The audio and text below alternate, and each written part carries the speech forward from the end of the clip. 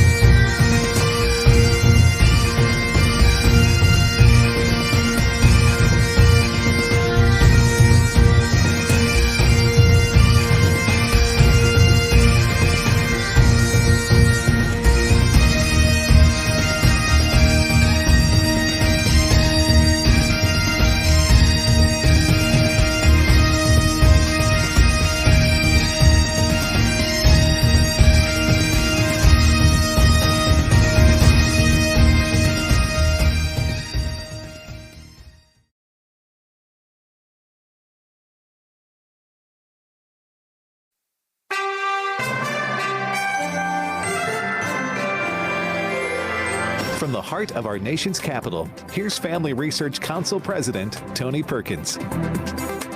Welcome to Washington Watch. Yes, I'm Tony Perkins. Thanks so much for tuning in. I am back, sort of. We're in Southern California at the studios of his channel. We appreciate them hosting us today.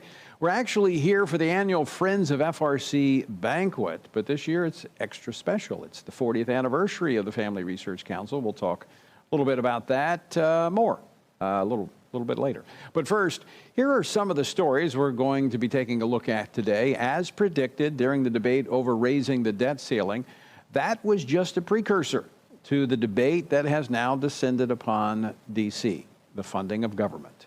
There is no reason at all that Congress should be going down the path of shutting down this government. There is no reason for Congress to shut down the government, and we'll continue to be very, very clear about that. There, again, we have the hyperbole coming out of the White House with White House Press Secretary Karine Jean-Pierre. See, I had completely erased my memory banks of who that was. So the Republicans, are they wanting to shut down government? No, I think they're trying to make it a little more responsible. We're going to talk about that a little bit later. Hurricane Idalia, which struck Florida as a Category 3 storm yesterday, has left a trail of destruction across Florida, Georgia, and South Carolina.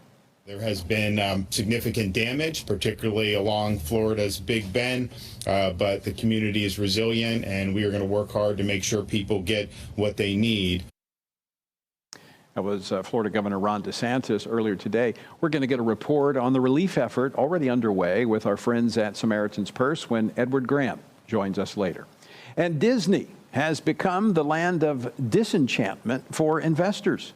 Investors are suing Disney over alleged sleight of hand accounting that the company used to hide streaming losses, which Disney has suffered because of consumer pushback to their tacit support of LGBTQ grooming of children. Now, Disney and their Hulu channel they've lost over 4 million subscribers. We're going to talk with Paul Chesser with National Legal and Policy Center's Corporate Integrity Project.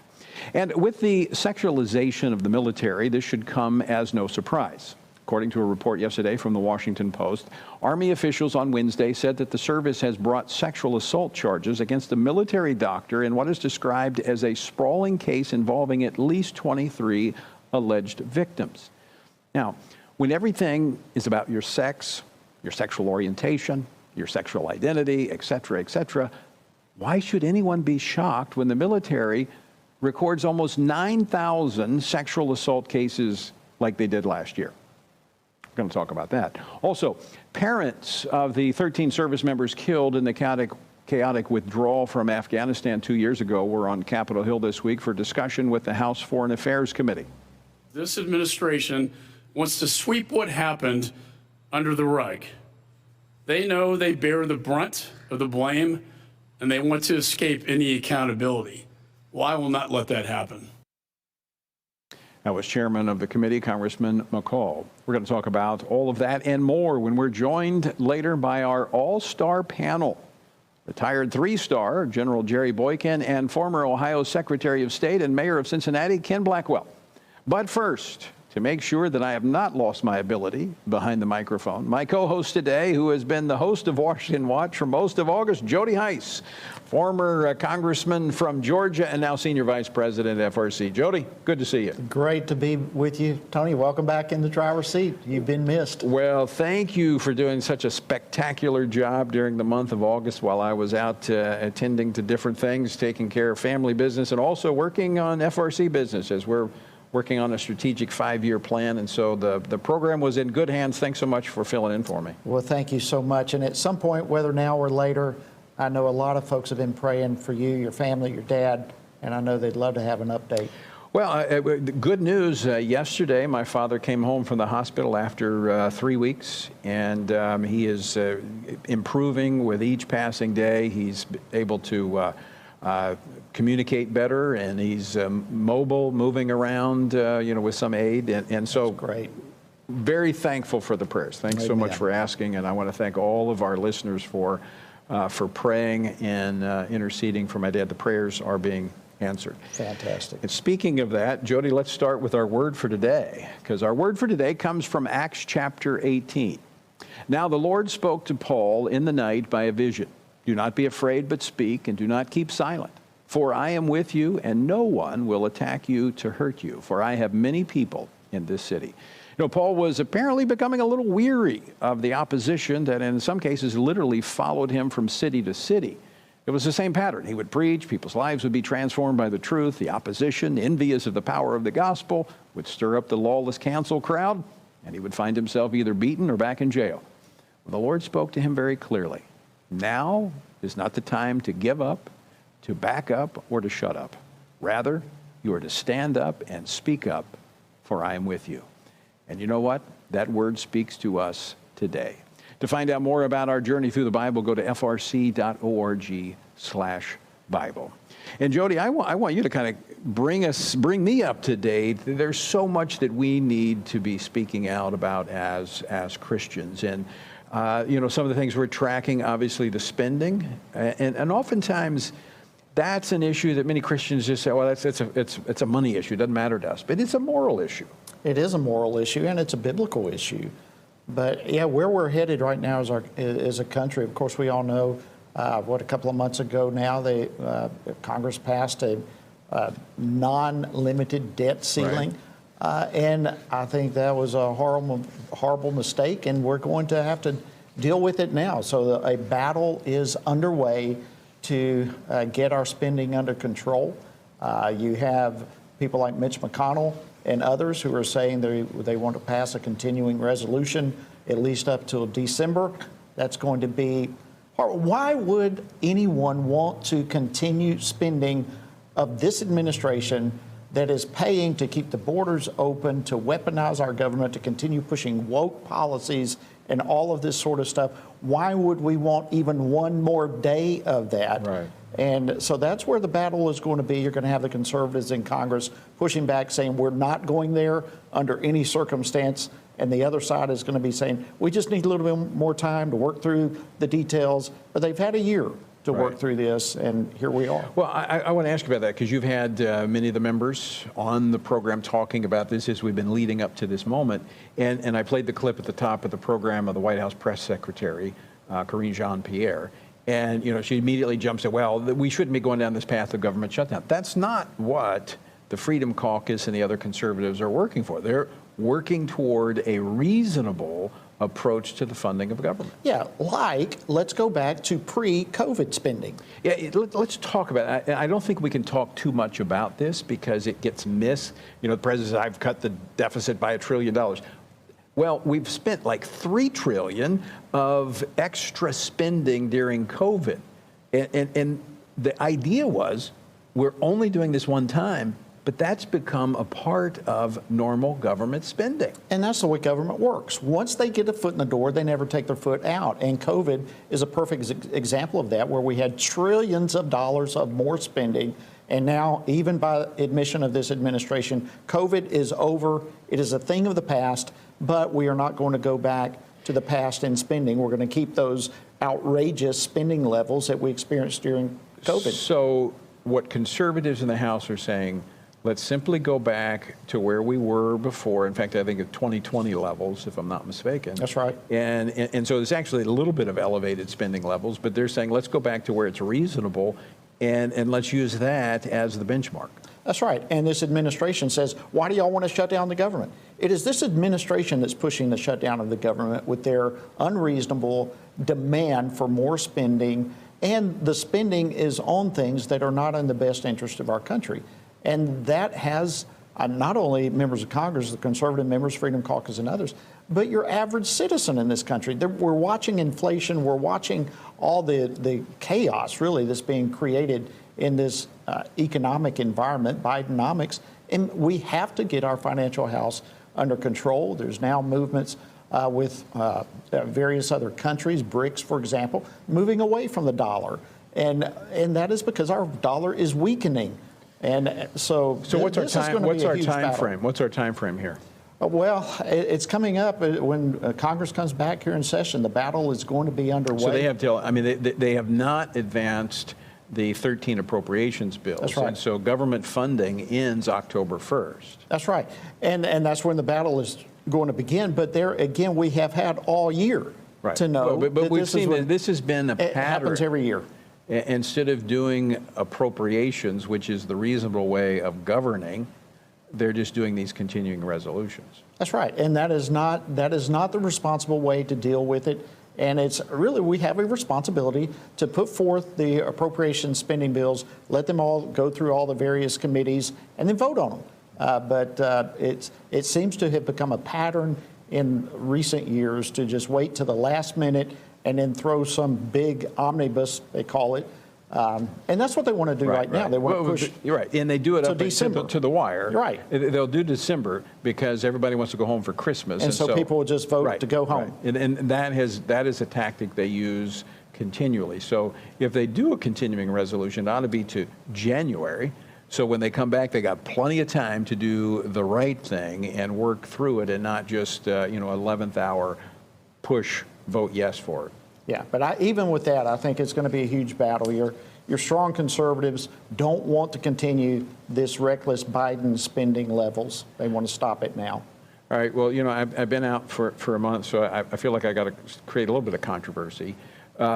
Just reading yesterday that the Department of Health and Human Services is recommending to the Department of the Drug Enforcement Agency to reclassify marijuana at a lower risk. And this actually has tacit support and sometimes open support from Republicans. Yeah. Explain that to me. Yeah, I wish I could explain that. I really don't understand. Marijuana is an entry-level drug into who knows where it ends.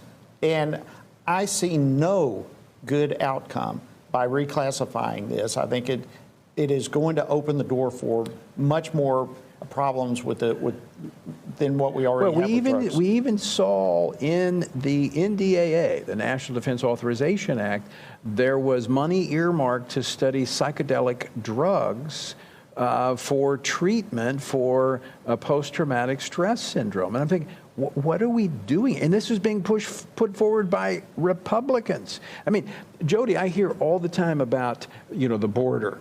The border. We got to secure the border because we have all this fentanyl coming across the border and it's killing Americans. Well, fentanyl is not like something that runs across the border and jumps on you and kills you. You take drugs and it's mixed in with those drugs and it kills you. Why are we not talking about the drug addiction problem in this country and why people are taking drugs? Well, we're going to have that discussion. We absolutely have to.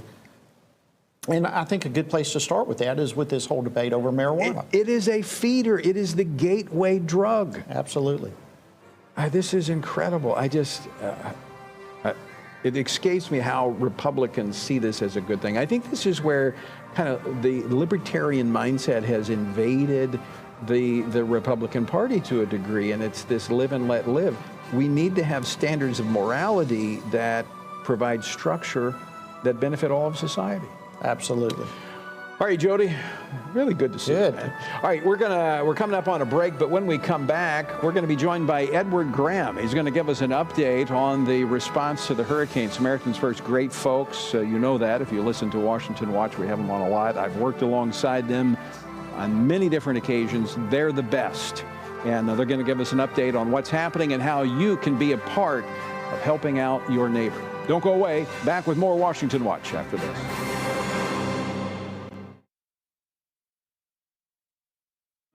In recent years, Christians have seen an accelerated assault on not just our core beliefs, but their very foundation. Now is the time to build on that foundation, strengthen our faith, and learn how to translate our beliefs into actions that engage the culture around us. That's the purpose behind this year's Pray, Vote, Stand Summit. Believe and engage. Pray, Vote, Stand Summit is a national gathering of spiritually active, governance-engaged conservatives, or SageCons. We'll hear from Christian leaders, worldview experts, government officials, and more. We'll discuss important issues like the sanctity of life, religious freedom, protecting students, strengthening families, praying for our nation, and how you can impact America's future from a biblical worldview. Together, we can believe and engage. Join us September 15th through 17th in Washington, D.C. for this pivotal event. Register now at PrayVoteStand.org. Everything we do begins as an idea. Before there can be acts of courage, there must be the belief that some things are worth sacrificing for. Before there can be marriage, there is the idea that man should not be alone. Before there was freedom, there was the idea that individuals are created equal. It's true that all ideas have consequences, but we're less aware that all consequences are the fruit of ideas. Before there was murder, there was hate. Before there was a Holocaust, there was the belief by some people that other people are undesirable. Our beliefs determine our behavior, and our beliefs about life's biggest questions determine our worldview. Where did I come from? Who decides what is right and wrong? What happens when I die? Our answers to these questions explain why people see the world so differently. Debates about abortion are really disagreements about where life gets its value. Debates over sexuality and gender and marriage are really disagreements about whether the rules are made by us or for us. What we think of as political debates are often much more than that. They're disagreements about the purpose of our lives and the source of truth. As Christians, our goal must be to think biblically about everything. Our goal is to help you see beyond red and blue, left and right, to see the battle of ideas at the root of it all. Our goal is to equip Christians with a biblical worldview and help them advance and defend the faith in their families, communities, and the public square. Cultural renewal doesn't begin with campaigns and elections. It begins with individuals turning from lies to truth. But that won't happen if people can't recognize a lie and don't believe truth exists. We want to help you see the spiritual war behind the political war, the truth claims behind the press release, and the forest from the trees.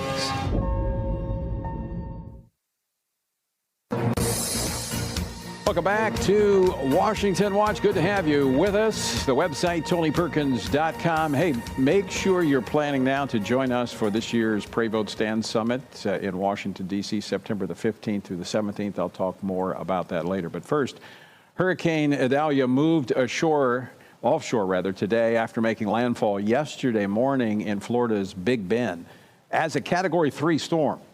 Now, across states Florida, Georgia, and South Carolina, hundreds of thousands were without power today as response efforts got underway. And among those who will be helping those affected by the disaster, well after the news cameras have left, is Samaritan's Purse. And I can tell you that by experience.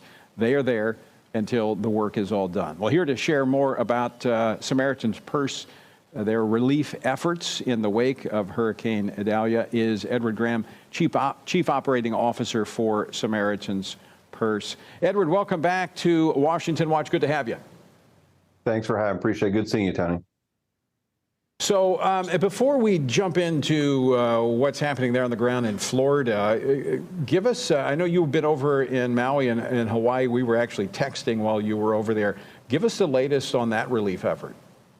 Yeah, I appreciate you asking. It's hard to watch. It's incredible destruction, so much loss, but also just difficulty right now getting anything done and decisions being made to try to help those that have been affected and the homeowner. It's been a challenge for humanitarian organizations even to do work there. We are sending additional support. Right now, the plan is for our 757 to take off tomorrow morning with additional supplies and also enough supplies to build a volunteer camp. And this is where it looks like we're going to get approval to finally do sifting. And sifting is where we look for, maybe it's a ring or a brooch that was something handed down. But when there's a fire, there's a loss of hope because everything's gone. And some of our most beneficial and some of our biggest spiritual deployments is when we can do this sifting, because all hope is gone. And then when you find that one little ring, it's the first glimpse of something bigger, something that happened. And so our chaplains get to listen and talk to these homeowners, and we see so many salvations just through sifting. So we're excited about this opportunity, but it's been a challenge to respond there. Edward, it's been amazing to watch you and Samaritan's Purse and your team over there in Hawaii, and we have had, of course, we've followed that a lot here on Washington Watch and have had some pastors. How is the body of Christ overall responding and working alongside Samaritan's Purse and just ministering and meeting the needs that are so enormously huge with those individuals there in Hawaii? Yeah, that's a great question. And you know what? The churches there, there's several churches in that community. And one of the pastors there at Calvary West Side there is someone that y'all know and that you've helped out with some other legal challenges as well, as some of the liberal agenda has been trying to push back on him. But they are so bold, and they're loving their communities, and they're doing great things to serve those that have lost so much. The church there is energized and wants to help. And these are churches that have lost, many of their congregation have lost their homes and businesses. So they're in the middle of this fire and this destruction. But I saw so many churches that survived the fire, and they're ready to work. And they've been helping with Samaritan's Purse, and there's so much joy in the midst of all this loss. But I'm so proud and thankful for the local church there. They are sharing the name of Jesus Christ and loving their neighbor every opportunity they get. Yeah, I was actually trying to connect with Pastor Steve in the early hours after the disaster hit Maui, when we had the communications difficulty, but I was so thrilled to see that you guys had, in fact, connected. Edward, let's transition now to Florida. I mean, there's no absence of disasters. We're seeing them, and again, so thankful for Samaritan's Purse. What are we seeing in the wake of this storm? It seems like it wasn't as bad as it could have been, still bad, but not as bad as it could have been. Yeah, now this is the most destructive hurricane that's really hit that, as we talked about before, right there where the panhandle comes into the curve of Florida. And there's been a lot of flooding and wind damage there. Some of it's more rural areas, but these are historical fishing communities. So livelihoods have been completely destroyed, and businesses and homes. And so with this flood and roof damage, our volunteers have responded. Right now we have two of our teams are responding in Pasco County and then Taylor County, Florida. And we'll work through the local churches there, and we'll help mud up homes and then re-tarp roofs that have been destroyed. But though people think this is a rural area, I mean, thousands have been affected, thousands of homes, and we're getting more and more reports. We are looking at other areas in Florida. We have looked at areas in Georgia and South Carolina as well, but the most damage is clearly there in Florida. And so we'll bring more teams in if needed and more equipment, but it's going to take a long time for these areas to recover. Yeah, the devastation by these hurricanes is enormous and so widespread. And in this case, as you mentioned, even Georgia and South Carolina impacted by this as well. So how extensive will Samaritan's Purse be engaged? Obviously, the biggest area of damage is in the panhandle there of Florida, the Big Bend. But beyond there, into Georgia and South Carolina, how involved will Samaritan's Purse need to be in those areas? Well, as y'all mentioned and Tony mentioned, we don't want to leave until the work is done. And we want to be there and work through the local church, and we want to support them. The decisions will be made that for people to surrender their lives to Jesus Christ. And when we do leave, when the work's done, we want that church better established to love and minister to the new believers, make disciples of men. And so we'll stay until all the homes have been mucked out, the roofs have been done, the work orders are done coming in.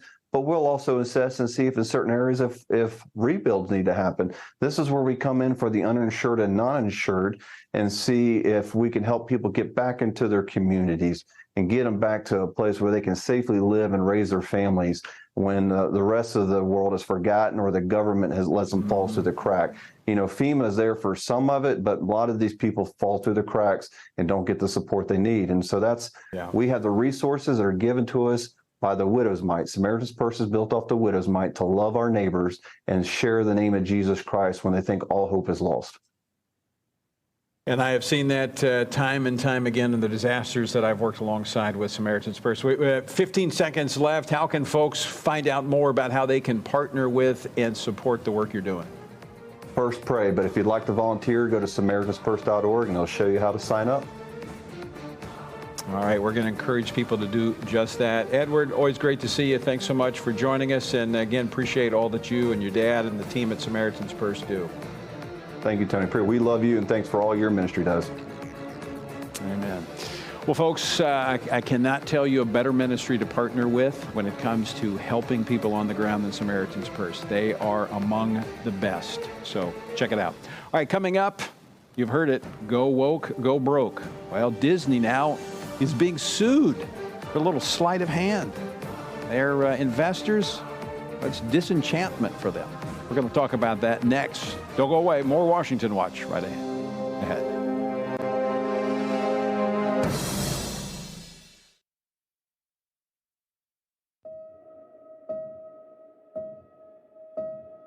All of us are born with the desire to find truth and meaning. Where did I come from? What happens when I die? While our answers to these questions may divide us, we are united in our need for the freedom to answer life's biggest questions and make life's biggest decisions for ourselves. That's why religious freedom matters for everyone. Religious freedom matters because the powerful have long wanted to control those who are less powerful. Religious freedom matters because the freedom of those who are different is often threatened by those who believe different is dangerous. Leah Sheribu, a Christian teenager in Nigeria, remains a captive of Boko Haram for her refusal to renounce her Christian faith. Chinese pastor Wang Yi is serving a 9-year sentence for speaking publicly against the Chinese government. All of this because people in power decided different is dangerous. At the Center for Religious Liberty at Family Research Council, we promote religious freedom for everyone because the only alternative is religious freedom for no one. We encourage Americans and the American government to engage and advocate for the persecuted, and they do. We work every day to bring good news to the afflicted, to proclaim liberty to captives and freedom to prisoners. We do it because that's what Jesus does. We work to give freedom to others because we ourselves have been set free.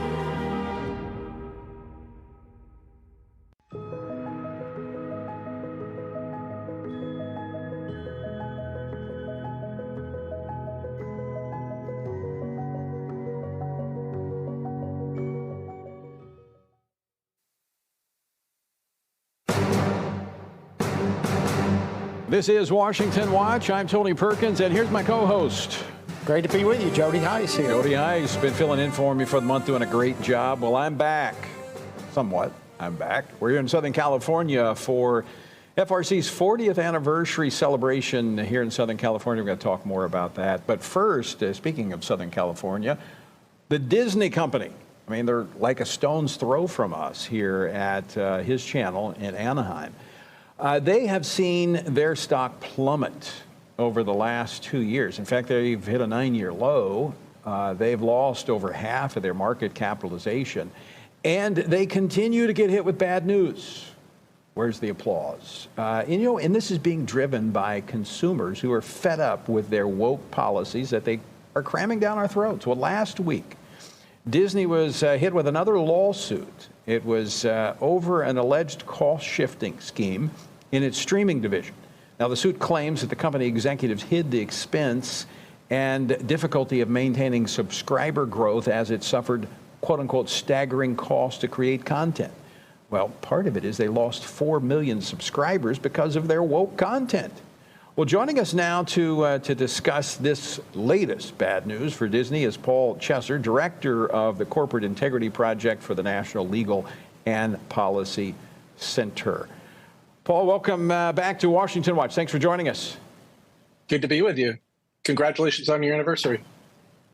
Well, thank you. Paul, we're going to jump right into this. What does this mean for Disney? Just another lawsuit, or is this a new wave of consumer activism, donor activism who are fed up with the policies of Disney? Well, there's probably a little bit of everything there. We've seen the signs of Disney's decline for a while now. They put a lot of stock under prior CEO Bob Chapek in building up the Disney Plus streaming channel. And at the beginning of COVID, early 2020, they rolled it out, and there was a lot of fanfare surrounding it, and subscribership rapidly grew up until the end of 2022, when they hit somewhere around 164 million, 165 million. Well, that was the peak, and ever since then, the last 3 quarters has been a decline, and now they're down to about 146 million subscribers to Disney Plus. And the subscriber numbers were not, Wall Street was saying, oh, wow, look, subscriber numbers. But then they said, okay, but where's the profitability? And the profitability wasn't coming along with the subscribership. And so now you're seeing shareholders get a little upset and say, hey, you had projected that there's going to be 260 million subscribers by the end of 2024, and now they're going down. What's up with this? And so they're saying we've been misled. There's been a couple other shareholder lawsuits about this, about misleading information, which is a no-no under the SEC rules. So that's their gripe. Well, Paul, obviously, at least it's obvious to me and people I talk to, people care about their children. They care about the programming that their children watch. They care about this woke ideology being crammed down not only their throats, but that of their children when they should be watching an innocent Disney film, whatever it may be. And yet there's so much finger pointing when we have issues like this. As Disney is watching the decline of their market and their market share and their stocks and so forth, they seem to be doubling down that their woke ideology is what people want to hear and what they want to see. Are they not at all aware of what the American people want and expect out of Disney?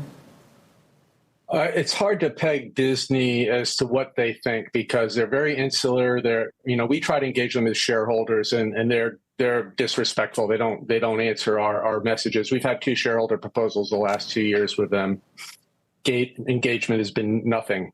I think it's a battle between Florida and California politics at this point, and California is winning out. And as far as who's prevailing in the programming and in the theme parks and so forth, but I think we're seeing with the decline of the share price and the value of the company that it's not working. And right now, the big attention has been paid to Bud Light's decline, and the mainstream business media is really noticing what's happened with Bud Light, with Target. For some reason, they're covering for Disney, and they're still covering for Disney, but I don't think they can hold out much longer with that. They love Bob Iger, the CEO of Disney, and he's now returned, and he was supposed to be the returning hero to restore Disney's to its glory after Bob Chapek's supposed failures, but it's declined further under Bob Iger, and he's continued to validate the woke programming and these male greeters at the Bibbidi Bobbidi boutique at the theme parks and the Disney regular Disney Channel, the linear subscribers. That portion of Disney's business has declined as well. Pretty much every arm has declined. We're seeing declining attendance at the theme parks. Disney boasted that, attendance was up a little bit, but that's only because in China, the theme parks were opened this year as opposed to last year under the zero COVID policy. So they're masking a lot of stuff too. Well, I think it's a little pixie dust, too, covering things. Tinkerbell. But, Paul, great to see you. Thanks so much for joining us. We're going to continue to track this. You know, I actually think, Jody, this is part of an encouraging thing here.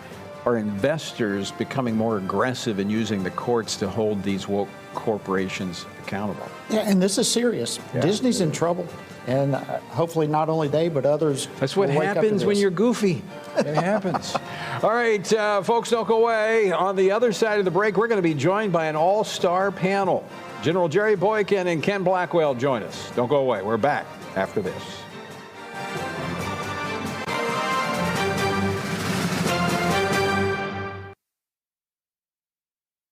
It begins here, and here, and here. Every day. Before you stand, you need solid ground. Standing in a culture that wants you to surrender the truth won't work unless you have a firm foundation. At Family Research Council, we have that firm foundation, and you can find us standing. We stand for the value of all human life. We stand for the right of families to flourish. And every day we stand for your freedom to believe and to live out those beliefs both at home and abroad. We work with government officials, educating them on the issues from a biblical worldview. And when necessary, we hold them accountable. We equip Christians across America to be informed and to take action in their communities. With our daily radio program, television appearances, and vast online presence, we reach people where they are. We envision an America where all human life is valued, families flourish, and religious liberty thrives. And that won't be realized if we're not standing. Stand for faith. Stand for family. Stand for freedom. Stand with us at FRC.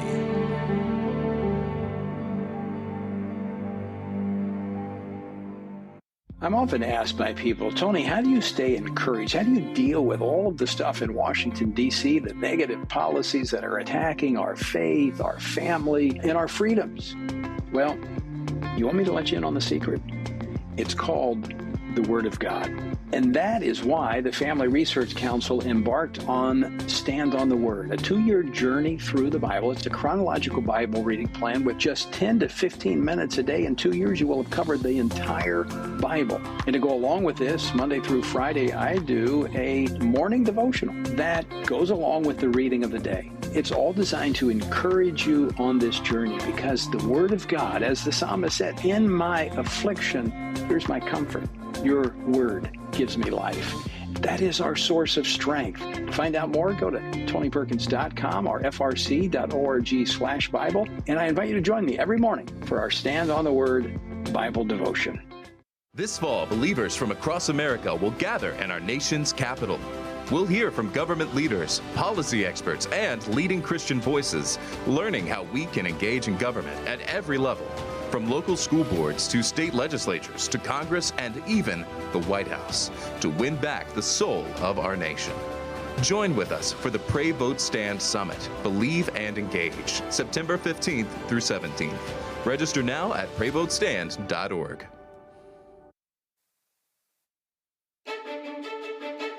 FRC, celebrating 40 years with Michelle Bachmann.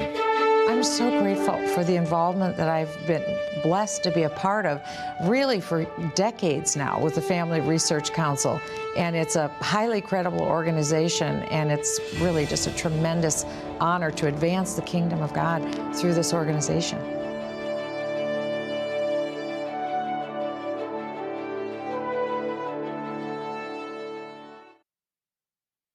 Well, and that was the chair of the board for the Family Research Council, former Congresswoman Michelle Bachmann. And we are, yes, we're in our 40th year, celebrating 40 years of defending and advancing faith, family, and freedom. In fact, this all-star panel here, we got General Jerry Boykin, a 3-star, Ken Blackwell, how many stars you got, Ken?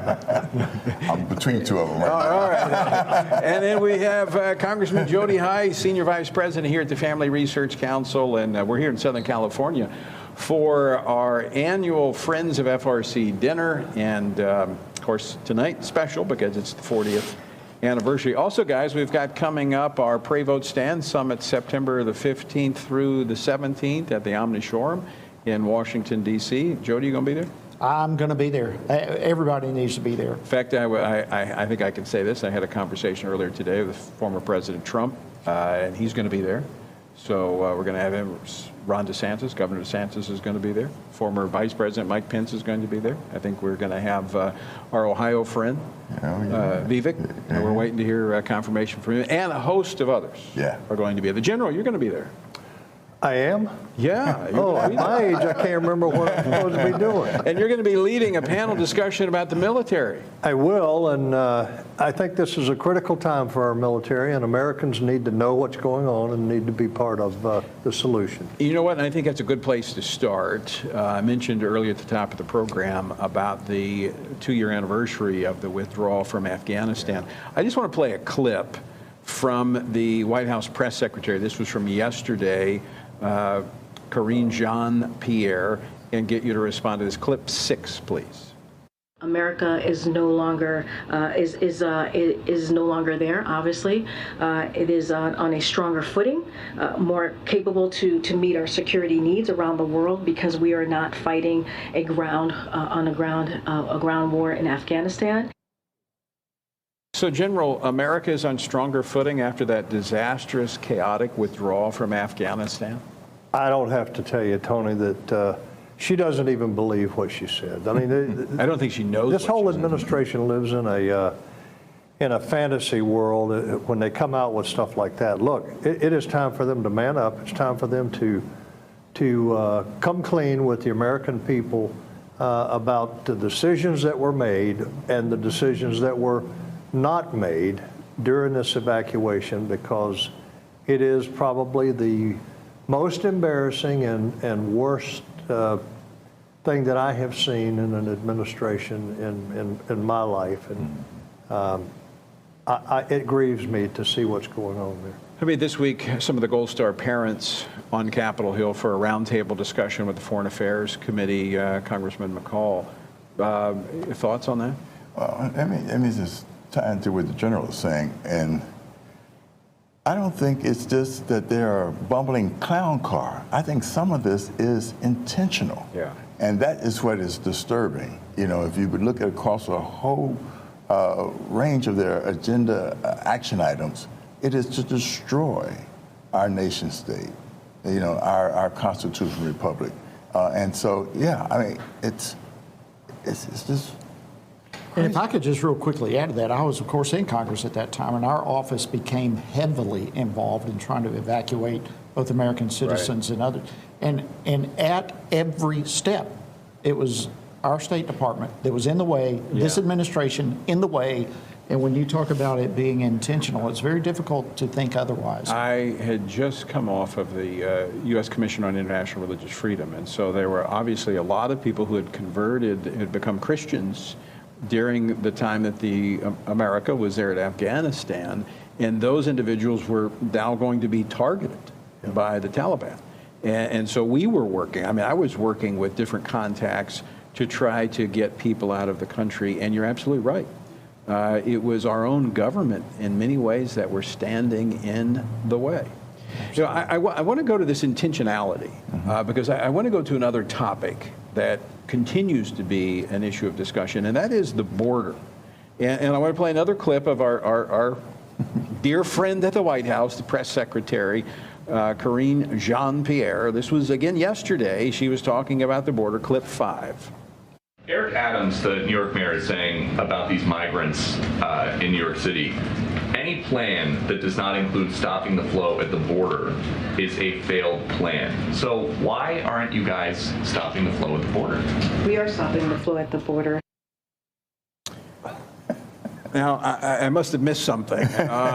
You know, you're former mayor of Cincinnati, major city. You know that you just do not have this type of capacity in your city budgets to absorb hundreds of thousands of people coming into your city, relying on city services. You know, the Democratic mayor's now saying, you got to do something at the border. The press secretary saying, we've stopped the flow at the border. What world is she living in? Look, it is as if she's gone through the looking glass, or she thinks we've gone through the looking glass, and they can just run anything by us. Again, I'll stay on the intentionality. These on their watch, there are 5 million aliens that have come into this country. You know, they are destroying the concept of citizenship. And Tony, you know, they believe in one world government, which means that they intentionally destroy our borders. They want a nation without borders, and they want voters without borders. You know, that's right. Joe, do you think that's true? Yeah, I really do. I've been to all 9 sectors. There is nothing closed about our borders right now. It is wide open, and it's gotten worse in recent months. And this is an outright lie. It is misinformation. The zenith of misinformation, if not outright lies. I want to stay on this issue, Ken, that you bring up about intentionality. In general, I want to go to you on this because you and I have talked about this before. When you look at what has happened to our military and the policies that have been put in place by this administration that is demoralizing our military, it is affecting the recruiting ability of our military. And it's reducing their readiness to go to war. Mm-hmm. Is it intentional? Absolutely, it's intentional. And people don't understand because Americans, most Americans, the overwhelming majority, believe we need a strong military that can defend this nation. But if you're a globalist, if you are a Marxist globalist, you are believing in this one world government that Ken talked about, and that it all comes together when you understand that side of it. And so we want to have a military that is on par with Cuba. That's what it looks like. Yeah. Speaking of the military, I don't want to leave that issue for a moment because this story out yesterday, the Washington Post reporting that Army officials yesterday have brought sexual assault charges against a military doctor in what some are describing as a sprawling case involving at least 23 victims. I'm not going to go into the details, but you can read the story. But my point is this. Why should we be shocked when everything about this administration and the military is your sexual identity, your gender, your sexual expression? And, you know, last year, almost 9,000 cases of sexual assault. Should we be surprised by that when everything we are focused on in our military is sex? No, I mean, look, if you look at what the Congress has done, they've contributed to this problem. And I'll tell you how. At the same time, they've sexualized the training and everything else, and the time that's spent doing this. They've also then turned around and taken the authority away from the commanders in the field to deal with it. At one time, if this happened, the commander was responsible for the court-martial or whatever. That's not the case anymore. Well, is it because of the sensitivity to political correctness? We don't want to, you know, because we allow perversion in the military now. What used to be court-martial, or you certainly get office hours drummed out of the military, now is actually protected behavior. And I'm talking specifically about homosexuality. That's now a protected behavior where it used to get you kicked out of the military. That's right, and if you go back and look at the Uniform Code of Military Justice, you will see that homosexuality was punishable.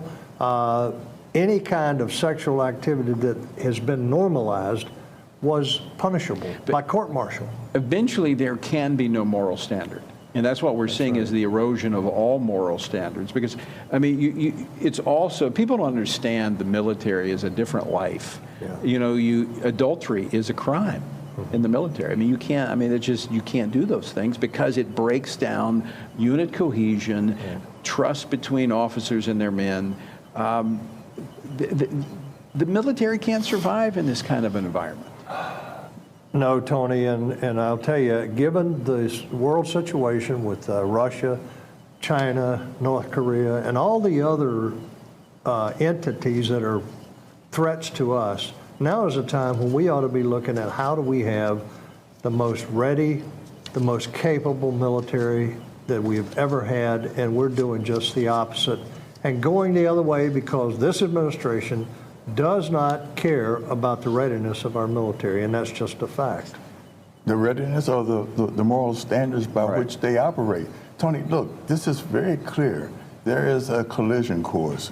We have a constitutional republic where God is at the center of our nation and our culture. They, in fact, have at the center of the administrative state. Yeah. And so everything that they do grows dependency on the state. They destroy the family to grow dependency on the state. In many ways, the government takes on the, Paul talks about this in 2 Thessalonians about the spirit of lawlessness and the rise of the Antichrist. Now, government is not the Antichrist, but I believe as anything sets itself in the place of God, it is advancing the spirit of the Antichrist. And I think once you get there, you have chaos. And because you break down moral order, and that's what government is doing today. I want to play one more clip before we run out of time here. And I do want to go to something that the administration is very good at messaging on. And in the wake of the hurricane that hit Florida, the president's back on his, his trick pony of climate change. Play clip number 1. I don't think anybody can deny the impact of the climate crisis anymore. Just look around. Historic floods, historic floods, more intense droughts, extreme heat, significant wildfires have caused significant damage like we've never seen before. And extreme insanity that we've never seen before. And it's mostly centered in Washington, D.C. Little humor there. Look, there's no denying. In fact, I was talking to somebody about this the other day. When I look back, just in Louisiana, just to take my state personal experience. This is not scientific, but just anecdotal. Since Katrina, we're having a major disaster almost every other year. I mean, we've had multiple major disasters. So there's no question the climate is changing. That's not the issue, at least not for me. I mean, I know there's climate change. I know all these things are happening. You're right. It always has been. That's not the issue. The issue is what they're proposing is the solution. Surrendering our national sovereignty and the citizens giving more power to government. We're talking about the same government that couldn't get COVID right, that wrecked our economy over COVID, threw away billions of dollars to fraudulent entities, and they want us to give them power to change the climate of the globe? Right. Come on. And Jody can underscore this. What they've done, they've moved us from energy independence. You're absolutely right. To energy dependence. You're right. If they want which is a danger. And just think about it. They're so concerned about the climate, but they hug communist China, who has dirty air, and they fail to recognize and admit that we have clean water, clean air in this, which we didn't have 7,500 years ago. Right. We have done corporate America, and this is one place I'll give them a shout out, have actually done quite well in cleaning up the air emissions and the water in this country. And I'm all for that. I'm a conservationist. But I am not for surrendering more authority to a government that is clueless when it comes to they ought to build roads, bridges. Stick to the things that government has a responsibility to do. And we'll come back to this because we don't have time today, but they're destroying the dollar as the reserve currency in the world, and they don't understand the impact that's going to have on working families across You're right. this country. Well, I mean, that's a good point, because just out here in California, I was looking at the price of gas because they have that reformulated fuel out here, and I'm thinking, how in the world do working class families make it out here when you're paying, $5, $6 a gallon for gas, and you've got to drive everywhere out here? How do you do it? I mean, they talk about championing the poor, and they're trampling on the poor with their love and embracing of the planet as if, it's a religious conviction. And this is the mecca of left-wing policy here. So if it happens here, this is what they'd like to see across the entire country. Well, my all-star panel, we could go on all night, but unfortunately we can't. So thanks so much for joining us. And tonight we're going to have a great time at our 40th anniversary celebration. Guys, thanks for joining me. Good to be with you. Yeah. And folks, thank you for joining me as well. Always great to see you. Great to be back. And again, Jody, thanks for filling in for these last few weeks. And until next time, I leave you once again with the encouraging words of the Apostle Paul found in Ephesians 6. When you've done everything you can do, when you've prayed, when you've prepared, and when you have taken your stand, by all means, keep standing.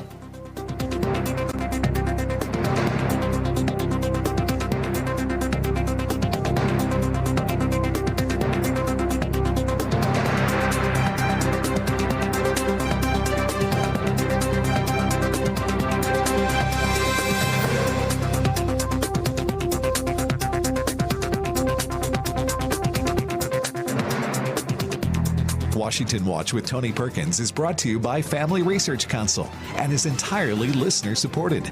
Portions of the show discussing candidates are brought to you by Family Research Council Action. For more information on anything you've heard today, or to find out how you can partner with us in our ongoing efforts to promote faith, family, and freedom, visit TonyPerkins.com. Also, to leave a comment about Washington Watch, call our watch line at 1-866-372-7234. That's 1-866-372-7234.